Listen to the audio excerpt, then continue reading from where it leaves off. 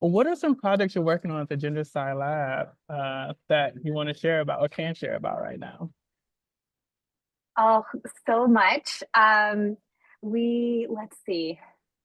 I keep saying we got to slow this down, guys. We cannot keep going at this pace, but the energy, the excitement, the many issues. We just finished up a big project on adverse drug events. We are doing a series of worked projects.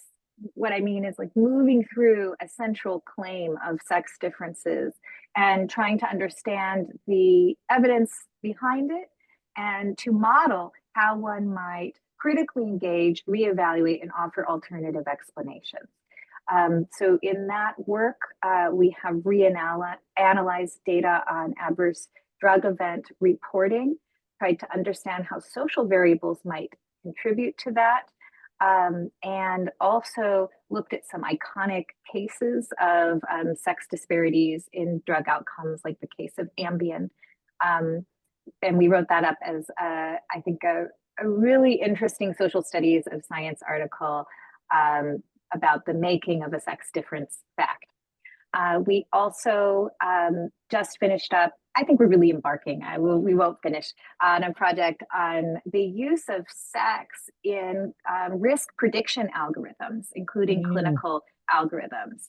So those in this space will know that there has been, over the last 5 to 7 years, an important discussion about the use of race in clinical algorithms and leading to a real reassessment of the pervasiveness of these categories. yep. Are they accurate? Are they ethical? Right? Is it creating harm or is it redressing harm to include these categories in these commonly used clinical and risk prediction algorithms?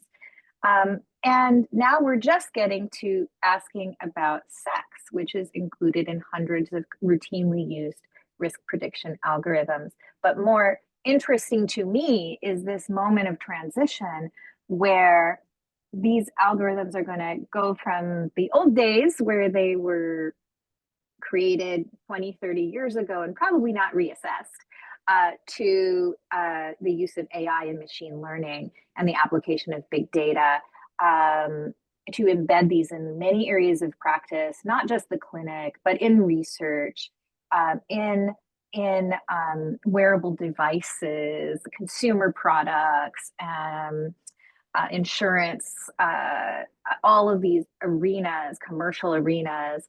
And at this vital moment, I feel like we have an opportunity to have a conversation about how we craft those tools so that we don't put these black boxes of sex differences and make what I would call pink and blue algorithms our future.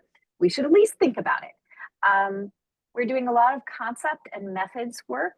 Some of the core of what we do is as methodologists, thinking about the rigor and precision, doing a lot of hype busting, um, demonstrating forms of bias that are common in sex difference research.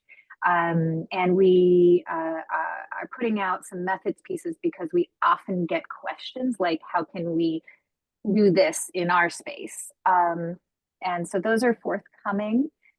Let's see, we have a big project that is in progress on sex, gender, and musculoskeletal health, looking at athletics and exercise in the developmental life course and how it influences health and injury, specifically in the sports realm, touching on many issues in the headlines these days about inclusive practices in sport, as well as the massive changes in participation of people of all genders in sport, from the amateur level to the elite level.